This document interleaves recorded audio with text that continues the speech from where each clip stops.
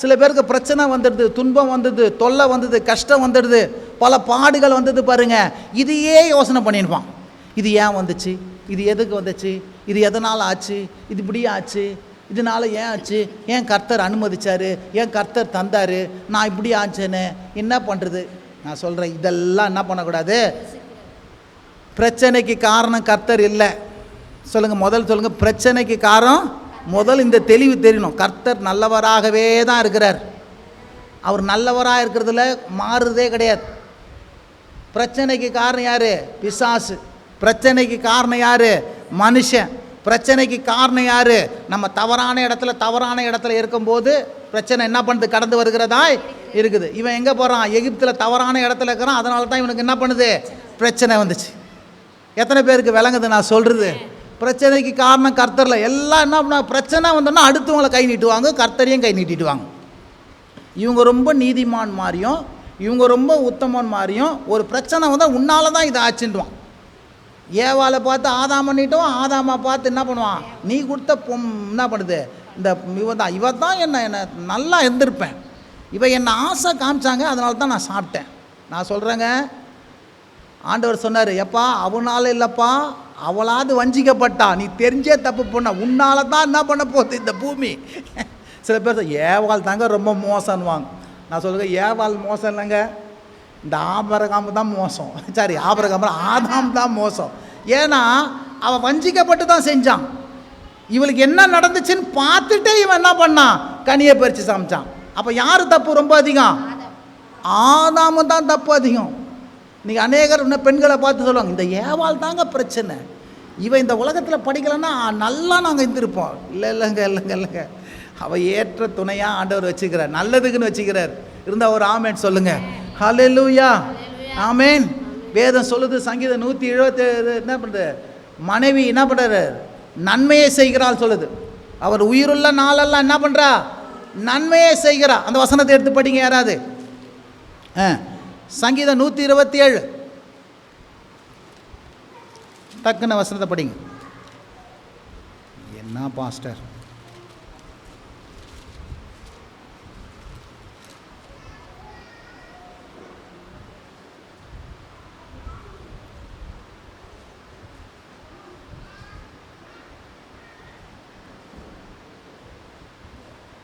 இல்லை நீதிமொழிகளை வருது. சரி, அப்புறம் சொல்லுவோம்.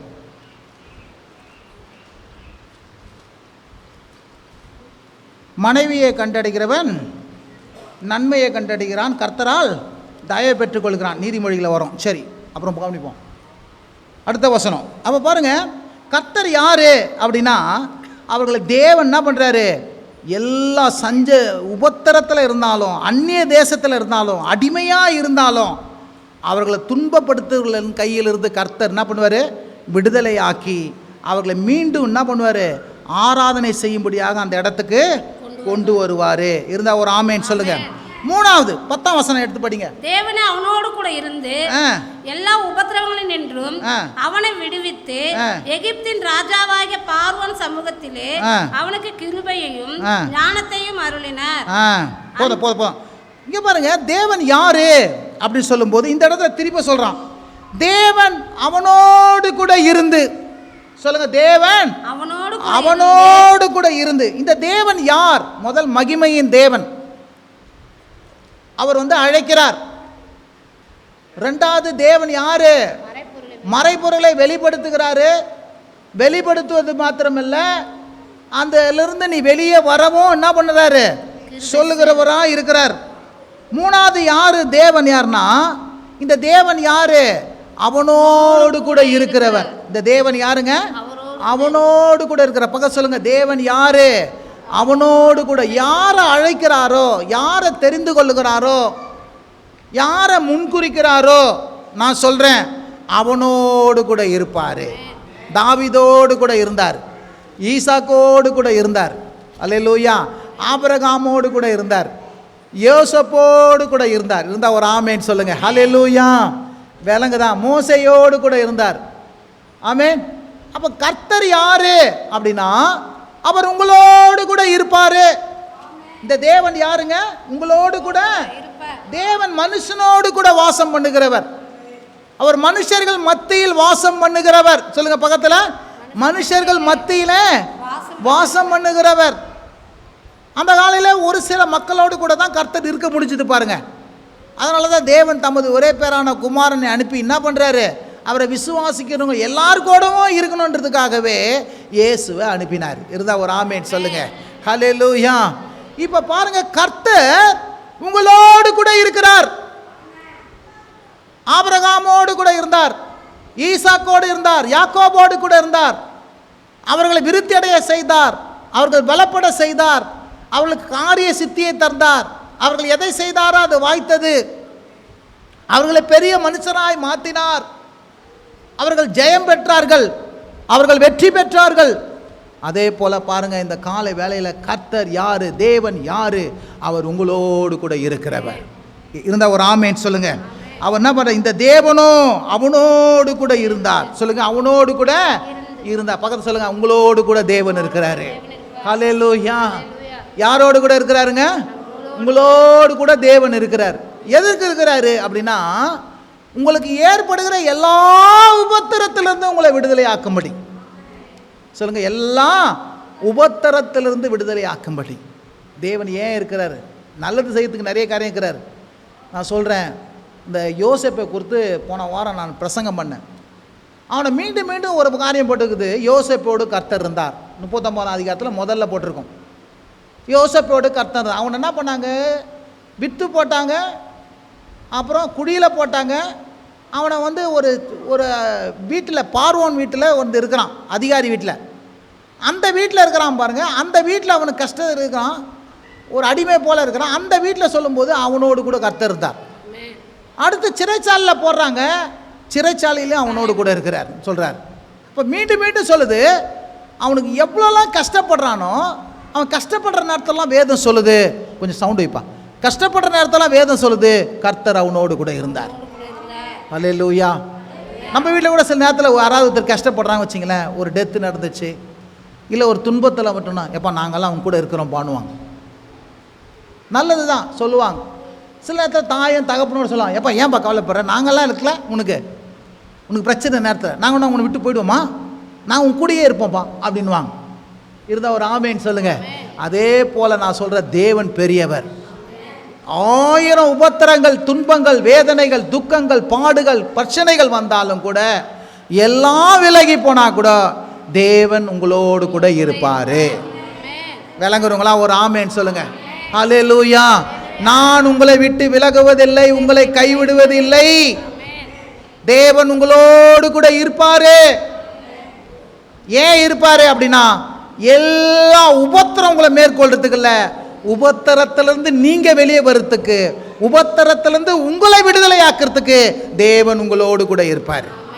இருந்தா ஒரு ஆமேன் சொல்லுங்க. ஹல்லேலூயா. ஹல்லே. தேவனை குறித்து சொல்லும்போது ஸ்தேவான் தான் சொல்றான், அவர் எவ்வளோ உபத்திரப்பட்டாங்க, ஆனால் உபத்திரத்தின் மத்தியிலும் அவர்கள் தேவன் அவர்களோடு கூட இருந்து அவர்களை விடுவித்தாரு. இந்த காலை வேளையில் சொல்கிறேன் பாருங்க, அன்பான சகோதரனே, அன்பான சகோதரியே, 1000 துன்பங்கள், வேதனைகள், கஷ்டங்கள் பட்டாலும், ஐயோ என் கூட யாரும் இல்லையே, என்னுடைய துன்பத்தில் பார்ட்டிசிபேட் பண்ணுறதுக்கு யாரும் உதவி செய்யலையே அப்படின்னா, நான் சொல்கிறேன் எல்லாம் போயிடலாம். ஆண்டவர் சொல்கிறார், எப்பா நான் உன் கூடயே இருக்கிறேன், நான் உன்னை விட்டு விலக மாட்டேன், உன்னை கைவிட மாட்டேன், உன் கூட இருக்கிறேன். பக்கம் சொல்லுங்க, உன் கூட இருக்கிறேன். நிச்சயமாக கர்த்தர் கூட இருக்கிறார் என்ற ஒரு வெளிப்பாடை, ஒரு வெளிச்சத்தை பெற்றுக்கொண்டா சரி, நான் சொல்கிறேன் உங்களை எல்லா துன்பத்திலிருந்து விடுதலை ஆக்குவதை நீங்கள் பார்ப்பீங்க. அல்லேலூயா. எல்லா துன்பங்களிலும், எல்லா போராட்டங்களும், வியாதிகளிலும், நோவுகளிலும், எல்லா பிரச்சனைகளில் இருந்தோம், பொறாமையில் இருந்தோம், பிசாசின் காரியங்கள் இருந்தோம், எல்லா இருளின் சக்தியில் இருந்தோம், கர்த்தர் உங்களை விடுதலையாக்க வல்லவராய் இருக்கிறார். அதுக்கு தான் அவர் உங்களோடு கூட இருக்கிறேன்றார். இருந்தா ஒரு ஆமேன் சொல்லுங்க. ஹல்லேலூயா. அவர் இருக்கிறத மாத்திரம் சொல்றாரு, அவர் எகிப்தின் கண்களிலே கிருபை கிடைக்க செய்தார். இருந்தா ஒரு ஆமேன் சொல்லுங்க. அவர் பாருங்க, கர்த்தர் எப்போதுமே தப்பித்துக்கொள்ள போக்கை உண்டாக்குவார், அதுக்கு ஒரு கிருபையை உண்டாக்குவார், ஒரு பலனை உண்டாக்குவார், ஒரு ஒரு ஒரு வேவை திறப்பார். நீ 1000 பிரச்சனை சூழ்ந்தாலும், இருள் சூழ்ந்தாலும், கர்த்தர் அதை தப்பித்துக் கொள்ள, அதிலிருந்து வெளியே வரத்துக்கு ஒரு வழியை உண்டாக்குவாருங்க. மனுஷன் என்ன பண்ணுவான்? அதை தப்பித்துக்கொள்ள பல வழியை தேடுவான், முயற்சி செய்வான், தப்பில்லை. ஆனால் கர்த்தர் ஒரு வழியை உண்டாக்குவார் பாருங்க. அப்போ தான் அதுலேருந்து வெளியே வரவே முடியும். இருந்தால் ஒரு ஆமென் சொல்லுங்க. கர்த்தர் சொல்கிறார், அவங்களுக்கு கண்களில் கிருபை கிடைச்சது. சொல்லுங்க, என்ன பண்ணுதுங்க? கிருபை கிடைச்சது. எல்லார் கண்களிலும் கிருபை கிடைச்சது. பக்கத்து சொல்லுங்க, எல்லார் கண்களிலும் கிருபை கிடைச்சது. இந்த கிருபை கிடைச்சோன்னா இவங்க என்ன பண்ணுறாங்க? வெள்ளியோடு பொண்ணோடு கூட என்ன பண்ணுறாங்க? கஷ்டம். அப்போ வந்து சாப்பாடு இல்லை, துணி இல்லை, வீடு இல்லை, வாசல் இல்லை, நல்ல சாப்பாடு இல்லை, நல்ல இடம் இல்லை. ஆனால் கர்த்தர் கிருபை கிடைச்சோனோ எல்லாம் வெள்ளியோடு பொண்ணோடு கூட என்ன பண்ணுறான்? புறப்பட பண்ணுறான். எகிப்தின் கண்களிலே கிருபை கிடைச்சது. இவன் தாத்தா பாட்டி எல்லாம் இழந்ததையெல்லாம் மீண்டும் என்ன பண்ணுறான்? எடுத்துக்கொண்டு என்ன பண்ணுறான்? சந்தோஷத்தோடு மகிழ்ச்சியோடு இந்த உபத்திரத்திலிருந்து என்ன பண்ணுறான்? எகிப்தின் என்ற உபத்திரத்திலிருந்து வெளியே வந்தான். விளங்குறவங்களாம் ஒரு ஆமேன் சொல்லுங்க. நான் சொல்கிறேன், நீங்களும் நானும் தான். 1000 பிரச்சனைகள் வரலாம், 1000 உபத்திரம் வரலாம். நான் சொல்கிறேன், தேவன் உங்களோடு கூட இருக்கிறார். அவர் இருக்கிறபடினால நிச்சயமாக சொல்கிறேன், அவற்றின் பிடியிலிருந்து விடுதலையாக்கும் போது நீங்கள் எகிப்திலிருந்து பிரச்சனையிலிருந்து வெளியே வந்தே தீருவீங்க. ஹல்லேலூயா. நீங்கள் வெளியே வர சொல்ல எப்படி தெரியுமா இருப்பீங்க?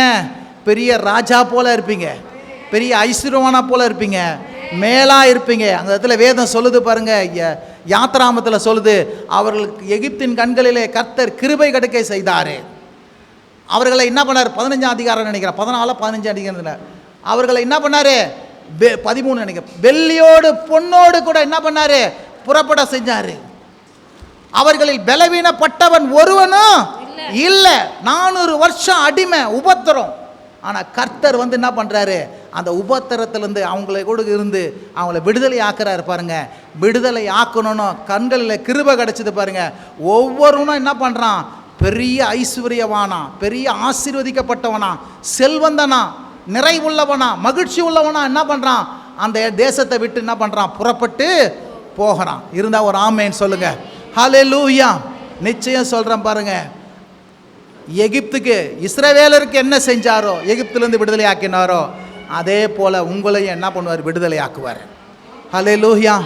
வியாதி ஒருவேளை உபத்திரப்படுத்துதான், பணப்பிரச்சனை உபத்திரப்படுத்துதான், கடன் உபத்திரப்படுத்துதான், இல்லை சொந்த பந்தங்கள் தான் உபத்திரப்படுத்துகிறாங்களா, இல்லை பந்து ஜனங்களும், இல்லை அயலகத்தாரும், இல்லை பல மக்களும் உபத்திரம் பண்ணுறாங்களா?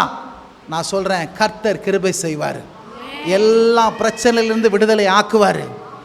எல்லா பிரச்சனை விடுதலை ஆக்குவார். நீ நிறைவோடு கூட, நீ ஆசீர்வாதத்தோடு கூட அந்த இடத்தை விட்டு வெளியே வருவ. அந்த கடனை விட்டு வெளியே வருவ, வியாதியை விட்டு வெளியே வருவ, எல்லா விதமான குறைவை விட்டு வெளியே வருவ, பிரச்சனையை விட்டு வெளியே வரு. ஹல்லேலூயா. நிச்சயம் வருவ. ஏன்னா கர்த்தர் உன் கூட இருக்கிறாரு. ஆபிரகாமோடு கூட, அவன் சந்ததியோடு கூட, இஸ்ரவேல் ஜனங்களோடு கூட அவர் கூட இருந்தபோது எல்லா பிரச்சனையிலிருந்து விடுதலை ஆக்கினாரோ, உன்னையும் என்னையும் அப்படியே செய்ய கர்த்தர் வல்லவராக இருக்கிறார். கரங்களை தட்டி கர்த்தர் நாமத்தை மகிமைப்படுத்தும். ஹல்லேலூயா, ஹல்லேலூயா. அடுத்து 4வது 17வது வசனம்.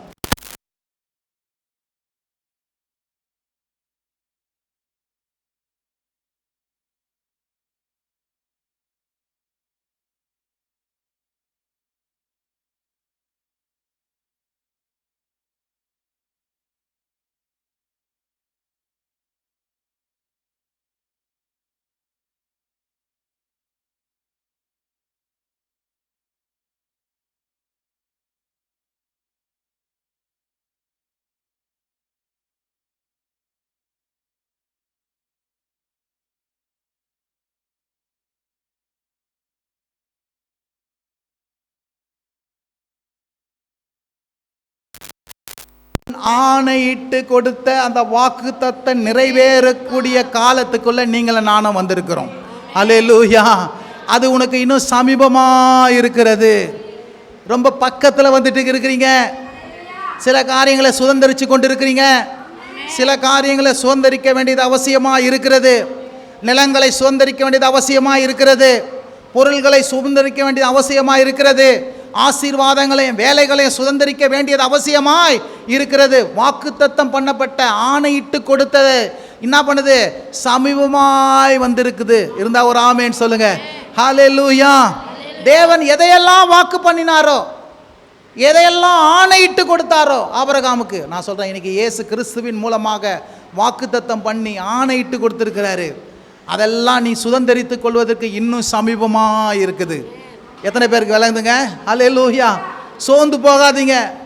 ஐயோ வாக்குத்தத்தம் நிறைவேறலையே, எப்போ வாக்குத்தத்தம் என் வாழ்க்கையில் நிறைவேறும் என்று காத்து கொண்டிருக்கிறீங்களா? நான் சொல்கிறேன், வாக்குத்தத்தம் நிறைவேறதற்கு என்ன பண்ணுது? நான் சமீபமாக வந்துட்டேன். இயேசு சொன்னார்ல, இதை பாருங்க, அத்திப்பழம் என்ன பண்ணுது? துளிர் விட்டுச்சு, திராட்சை செடியெல்லாம் காய்ச்சி விடுச்சு, இதோ என்ன பண்ணுது? மனுஷகுமாரன் வருகிற காலம் என்ன பண்ணுது? சமீபமாயிற்று என்று சொன்னபடியே நான் சொல்கிறேன், உங்களுக்கு கர்த்தர் அடையாளங்களை அற்புதங்களை ஏற்படுத்தி என்னென்ன வாக்கு தத்தங்கள் எல்லாம் உங்கள் வாழ்க்கையில் நிறைவேற வேண்டுமோ, அவர் வாக்கு பண்ணினதெல்லாம் இனி என்ன பண்ண போகுது? வெகு சமீபமாக இருக்கிறது. சுதந்திரித்து கொள்ள போகிறீங்க. எல்லாம் கரங்களை தட்டி கர்த்தர் நாமத்தை மகிமைப்படுத்துங்க. ஹல்லேலூயா.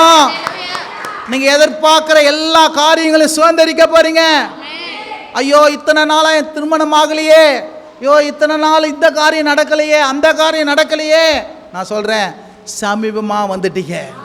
ஹல்லேலூயா. சுதந்திரித்து காலு கொள்ள கால நிச்சயம் கர்த்தர் சுதந்திரிக்கிறதுக்கு கர்த்தர் என்ன பண்ணுவாரு? உதவி செய்ய போறாரு. எல்லாம் ஆபிரகாமுக்கு தேவன் ஆணையிட்டு அதில் வாக்குத்தத்தம் என்ன பண்ணுது? நிறைவேறு காலம். சொல்லுங்க, நிறைவேறுகிற காலம். நிறைவேறியே தீரும், நிறைவேறியே தீரும். வாக்குத்தத்தங்கள் எல்லாம் சொல்ல நிறைவேறியே தீரும். வாக்குத்தத்தம் பண்ணினவர் உண்மை உள்ளவர். அந்த காலத்துக்குள்ள வந்துட்டோம், அனுக்கிரக காலத்துக்குள்ள வந்துட்டோம். அல்லேலூயா. ஜூப்ளி இயர்ல வந்துட்டோம், ஆசீர்வாதத்தின் காலத்துக்குள்ளாக வந்துட்டோம். காலம் நிறைவேறியது, தேவனுடைய ராஜ்யம் சமீபமானது போல நான் சொல்றேன், எதையெல்லாம் வாக்கு பண்ணி இருக்கிறாரோ அதையெல்லாம் நிறைவேறுகிற காலத்துக்குள்ள நீ நானும் வந்துட்டோம். விசுவாசிக்கிறீங்களா? ஒரு ஆமேன் சொல்லுங்க.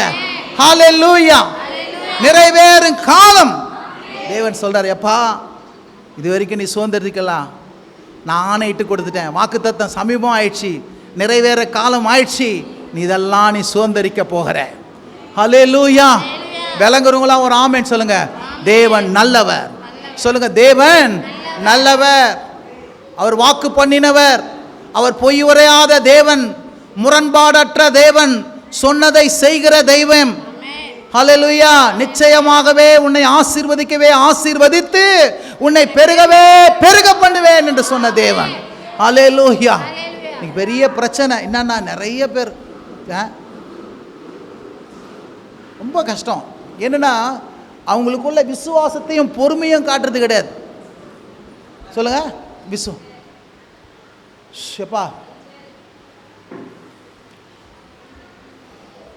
விசுவாசத்தையும் என்ன பண்றது இல்ல, பொறுமையும் காட்டுறது கிடையாது. என்னத்தை காட்டுறது? அவிசுவாசத்தையும். அவிசுவாசத்தை காட்டுறதுக்கு ரெடியாக இருப்பாங்க சில பேர், கோபத்தை காட்டுறதுக்கு ரெடியாக இருப்பாங்க, பகைமையை காட்டு. நான் சொன்னேன், அதெல்லாம் மாம்ச குணங்க. என்ன குணங்க? மாம்ச குணம். கோபப்படாதே, பகையாதே, விரோதிக்காதே, கசப்பா இருக்காதே, எரிச்சலா இருக்காதே. இந்த ஒரு ஆமேன் சொல்லுங்க. அதெல்லாம் மாம்சீகமான குணம். ஆவின் கனியோ அன்பு, சாந்தம், பொறுமை, விசுவாசம். பார்க்க சொல்லுங்க, சாந்தம், பொறுமை, அன்பு, விசுவாசம், பொறுமை, பேஷண்ட். B patient. ஹல்லேலூயா. அதுதான் தேவனுக்கு பிரியமானது. அதுதான் ஆவின் கனி, ஃப்ரூட். கோபப்படுறது, கசப்பாக இருக்கிறது. சில பேர் இப்போ கசப்பு, நல்ல குணத்தை காட்டுறதை காட்டிலும் கெட்ட குணத்தை ஈஸியாக காட்டிடும். விளங்குறவங்களா பார்த்தீங்களா? கசப்பு, கோபம், பகை, நாங்கள் போக மாட்டேன். யாருக்கு லாபம்? ஆமேன். ஆண்ட சொல்ற, எப்பா இவ்வளோ நாள் பொறுத்திருந்த, வாக்குத்தத்தம் பண்ணின காலம் கடைசியாக இருக்குது, அது நிறைவேற காலம் இருக்குது. அந்த நேரத்தில் போய் தூங்க போயிட்டியாப்பா நீ. சபைக்கு வர என்ன பண்ணிட்டாவன்? தூங்க போயிட்டான். மணவாளன் வருகிற நேரத்தில் போயிட்டு என்ன பண்ணுற? தூங்க போயிட்டியே. இதுதான் ஒரு ஆமேன்னு சொல்லுங்கள். பாருங்கள், முடியாமையில் நான் போய் சொன்னேன் மாசிலாமணி ஐயா கிட்ட, ஐயா 78 வயசு 80 வயசு ஆகிட்டீங்க, தோத்திரம். இது வரைக்கும் கர்த்தர் ஆளை தேடிட்டீங்க, கடைசி வரைக்கும் உயிருள்ள நாளெல்லாம் என் கர்த்தரை சேவிப்பேன். சில பேர் பலவீனமாகுதுங்க, முடியல, 1 வாரம் 2 வாரம் ரெஸ்ட் எடுத்துக்கங்க முடியாத நேரத்தில். ஆனால் பிசாசு என்ன பண்ணுவான்? ஆராதிக்காமல் விட்டுட்டான்னு வச்சுக்க, அவன் ஜெயிச்சிட்டான். ஆனால் நம்ம என்ன பண்ணோம்? இல்லைங்க, எந்த நிலைமையிலும் எந்த வேலையிலும் நான் கர்த்தரையே துதிப்பேன். இருந்தால் ஒரு ஆமேன்னு சொல்லுங்கள். அதுதான் நம்ம வைராக்கியம். அந்த வைராக்கியத்தை பார்க்குறார், அந்த விசுவாசத்தை பார்க்குறார். இருந்தால் ஒரு ஆமேன். அந்த முடிவு பெருந்தும் சொல்லுங்கள். இருந்தால் ஒரு ஆமேன்னு சொல்லுங்கள். அதுதான் நமக்குள்ளே உனக்குள்ளே இருக்கணும். இருந்தால் ஒரு ஆமேன்னு சொல்லுங்கள். ஹல்லேலூயா. அப்போது சமீபத்து வந்துடுச்சு, காலம் சமீபத்து வந்துச்சு, நிறைவேறும் காலம் வந்துடுச்சு, வாக்குத்தத்தத்தை சுதந்திரிக்க போகிற நேரம் வந்துடுச்சு. இருந்தால் ஒரு ஆமேன்னு சொல்லுங்கள். இந்த காலத்தில் நிச்சயம் நீங்கள் சுதந்திரிப்பீங்க. விசுவாசிகள ஒரு ஆமேன்னு சொல்லுங்க. ஹல்லேலூயா, ஹல்லேலூயா, ஹல்லேலூயா. 5வது கடைசி ஒன்று முடிக்கலாம், அடுத்த வாரம் மிச்சத்தை பார்ப்போம். 25ஆம் வசனம் எல்லாம் தேவன் அவனுடைய பிரசங்கத்தில் எடுத்து பார்க்குறோம். தன்னுடைய கைகளினாலே தேவன் தங்களுக்கு ரட்சிப்பை தருவார் என்பதை தன்னுடைய சகோதரர் அறிந்து கொள்வார்கள் என்று அவன் நினைத்தான். அவர்களோ அதை அறியவில்லை. பாருங்க, இந்த மோசே என்ன பண்ணா? முதல்ல போய் என்ன பண்றான்? ஒரு எகிப்தியனுக்கும் எபிரேயனுக்கும் சண்டை போனோன்னா இவன் போய் என்ன பண்ணுறான்? ஒருத்தனை வெட்டி, எகிப்தியனை வெட்டி அவனுக்கு நியாயம் செஞ்சிட்டான். 2வது நாள் வந்து எபிரேயனுக்கு சண்டை. இவன் போய் வந்து, டேய் உங்களுக்குள்ளே ஏன் சண்டை போட்டுக்கிறீங்க அப்படி சொன்னால் ஒருத்தன் வந்து கேட்டான், டேய் நேற்று வந்து வெட்டி போட்டு அவனை புதைச்சி போட்ட, இது பார்வன் தெரிஞ்சா அவனை என்ன பண்ணுவான்னு பண்ணணும். இப்போ இந்த குட்டு வெளிப்பட்டோன்னா என்ன பண்ணுறான்? மோசே பயந்து போய் என்ன பண்ணுறான்? மீதியா தேசத்துக்கு என்ன பண்ணுறான்? ஓடி போகிறான். இவனுக்கு என்ன, இவனுக்கு முதல்ல இவனுக்கு தெரிஞ்சு போச்சு. என்னது, 40 வருஷத்துக்கு முன்னாடியே தெரிஞ்சு போச்சு. என்ன தெரிஞ்சு போச்சு? கவனிங்க, தேவன் இந்த ஜனங்களுக்கு நம்முடைய கையினாலே தான் என்ன பண்ணுவார்? ரட்சிப்பை தருவார் என்று அவன் என்ன பண்ணான் நினைச்சான். இருந்தால் ஒரு ஆமேன்னு சொல்லுங்க. ஹல்லேலூயா. விளங்குறவங்களாம் ஒரு ஆமேன்னு சொல்லுங்க. இவனுக்கு வந்து 40 வருஷத்துக்கு முன்னாடியே ஒரு காரியம் தெரியுது. நான் சொல்கிறேங்க, அதான் சொல்லுவாங்களே சில பேர், நான் அப்பயே நினச்சேங்க இப்படி தான் நடக்கும். நான் சொல்கிறேன், கர்த்தர் பின்னாடி நடக்க போகிறத முன்னாடி உன் வாழ்க்கையில் என்ன பண்ணுவார்? நினைவில் கொண்டு வருவார், யோசனையாக கொண்டு வருவார், ஆசையாக கொண்டு வருவார். பின்னாடி தான் செய்கையாக வெளிப்படுத்துவார். எல்லாம் கரங்களை தட்டி கர்த்தர் நாமத்தை மகிமைப்படுத்துங்க. ஹல்லேலூயா. கர்த்தர் உனக்கு பின்னாடி செய்ய போகிற காலத்தை பல வருஷங்களுக்கு முன்பாக உனக்குள்ள என்ன பண்ணுவார்? முன்னாடி என்ன பண்ணுவார்? ஆசையா, சிந்தனையா, யோசனையா, நினைவா உனக்குள்ள என்ன பண்ணுவார்? வெப்பார். ஒரு விருப்பமாக வெப்பார். நான் பாருங்கள், 20 வயசு இருக்குன்னு நினைக்கிறேன். ரொம்ப அதை விட ரொம்ப சின்ன வயசு நினைக்கிறேன். இந்த சர்ச்சில், கேத்தலிக் சர்ச்சஸில் போனால் வருஷத்துக்கு ஒரு நாள் தான் போகலாம். அங்கே போனால் எல்லாம் அந்த அப்பெல்லாம் கொடுப்பாங்க.